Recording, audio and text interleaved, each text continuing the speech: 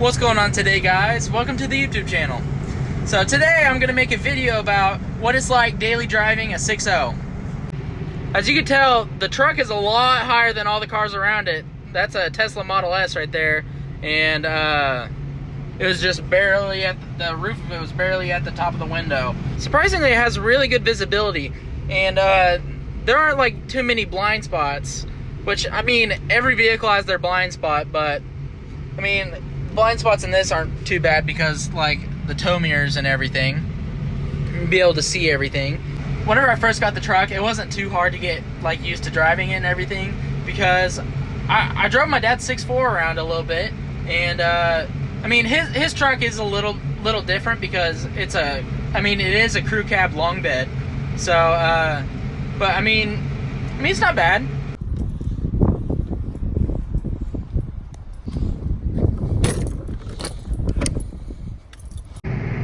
I started making this video on a Wednesday, and now it's the following Monday. And the reason why this video has been taking me so long is the past couple of days I've been sick, and it's just been hard to, like, do much. So please bear with me throughout the rest of this video, and alright, I'm gonna get into it. Funny thing is, now I've driven it around for probably 150 more miles since I filled it up, and the truck isn't coming off of full. So I don't know if the gas gauge is working anymore, so we'll just see as time goes on. And like, I'm trying to, like, get accurate numbers and everything of, like, my miles per gallon, but it just didn't work out the way I planned. I do say, by far the least practical thing about this truck is the fuel range. To my knowledge, like, that last tank that I filled up got me like 350 miles of range. So, which, I mean, that isn't a whole lot, so it isn't the greatest in the world. To add to that, it just isn't, like, the most aerodynamic or the most efficient anyway. Obviously, it's just gonna get awful fuel economy anyway, and it's not the most aerodynamic thing in the world because it's just basically a big box driving down the highway. Another big deal about the practicality of driving around this truck is parking spaces and drive-thrus. Drive-thrus are especially bad because I usually have to turn it off. Can I get a number 1, please? Okay.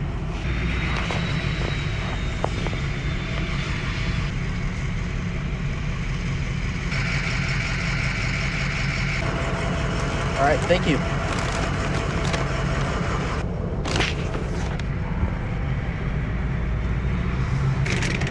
Got my Chick-fil-A, and now I'm off to work.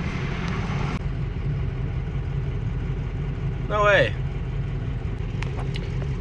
So all of a sudden I'm just chilling here, you know, enjoying my Chick-fil-A, and then all of a sudden this pulls up, and if you guys are familiar with the show Diesel Brothers, this is actually one of their builds that they had on their show.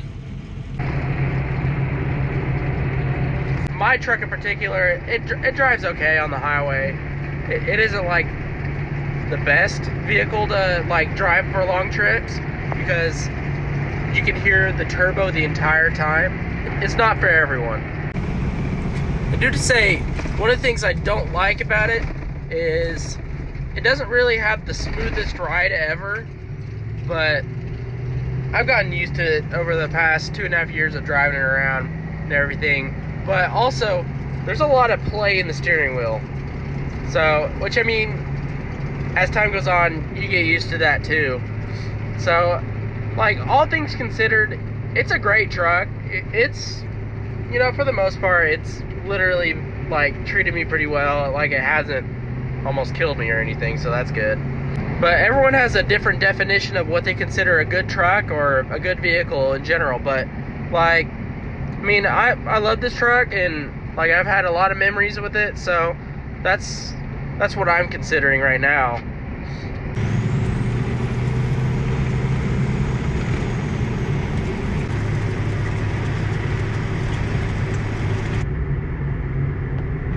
Well, here I go. Time to go move some dirt with the Bobcat.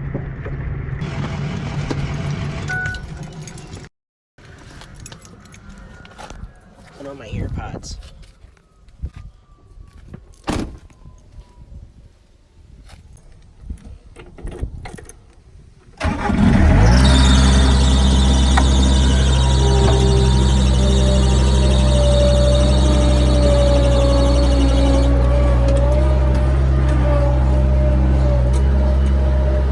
Well, got a good day of working and got a lot done on the project, so can't ask for much more.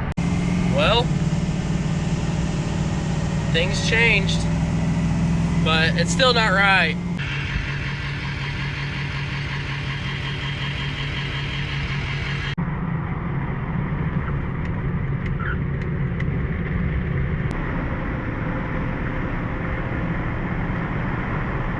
Thank you guys so much for watching, and have a good day.